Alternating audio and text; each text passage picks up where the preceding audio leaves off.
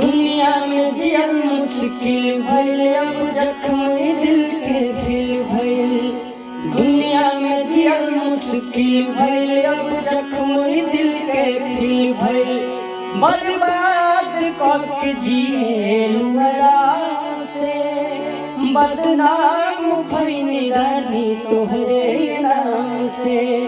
बर्बाद करके जिएलू आराम से, बदनाम भइनी रानी तोहरे नाम से।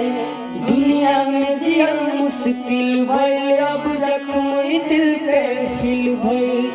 बर्बाद करके जिएलू आराम से, बदनाम भइनी रानी तोहरे नाम से।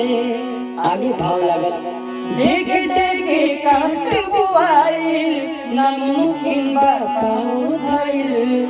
अपने खास देखल ना चाहे, प्यार के दुश्मन लोग भइल।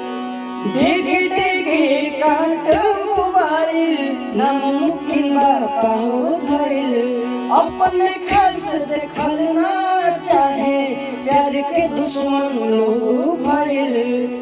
प्यार के फूल सूखल फरत वाला घाव में, बदनाम भइनी रानी तोहरे नाम से। बर्बाद करके जिएलू आराम से, बदनाम भइनी रानी तोहरे नाम से।